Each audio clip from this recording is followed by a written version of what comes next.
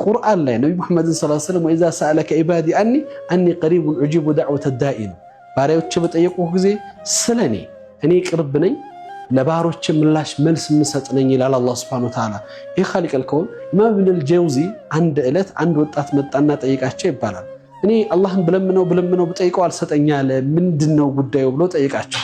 ኢማም ኢብኑል ጀውዚ ጥያቄውን ለመመለስ ምን አሉት? ምንድን ነበር አላህን የጠየቀውና ያልሰጠህ? ወላሂ በጣም ወተወቱ።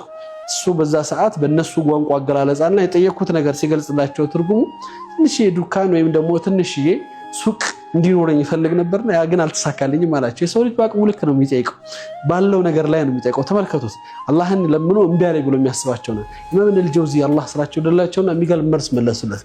ኢነላህ መነዐከ ለይሰ ቡኽለን ሉጥፈን አሉት። አላህ አንተ እንዲከለክልህ ፈልጎ ወይም ደግሞ ስስት ኑሮት አይደለም ለአንተ የከለከለው፣ አንተን ስለሚያውቅ ስለሚወድህ ሊጠብቅህ ፈልጎ ነው። ሉጥፍ ዝነት አድርጎልህ ውስጥን አዋቂ የነገን አዋቂ ተመልካቸው ነው ጌታ። ይሄ ሱቅ መጥቶ አንተ ህይወት ውስጥ የሚያጠፋው እንጂ የሚያለመው ነገር እንደሌለ ስለሚያውቅ ነው።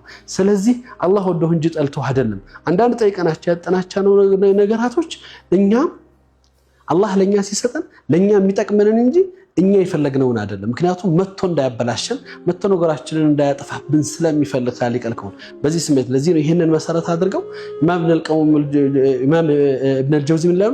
ላ يستكمل ኢማን القوم የሰዎች ኢማን ሙሉ አይሆንም አላህ ሲከለክላቸው እነሱን እንደሚጠቅማቸው አድርገው ወይም ደግሞ አላህ የከለከላቸው እንደተቀበላቸው አምነው ልባቸው እስካላረጋገጠ ድረስ ኢማናቸው ሙሉ መሆን አይችልም ይላሉ። አላህ Subhanahu Wa Ta'ala ጠይቀው ምላሻቸውን ከሚያገኙት የሚጠቅማቸውን ከሚሰጣቸውና በመጠየቅ ውጤት ከሚያገኙት ሰዎች አላህ አድርገን። ጁማዓ ቀን ዱዓ ዕለት ነው። ለራሳችን ለቤተሰቦቻችን ለኡመቱ ዱዓ በማድረግ እንድናሳልፈው ነው መልእክቴ። ወቢላሂ ተውፊቅ። ወሰላሙ አለይኩም ወራህመቱላሂ ወበረካቱ።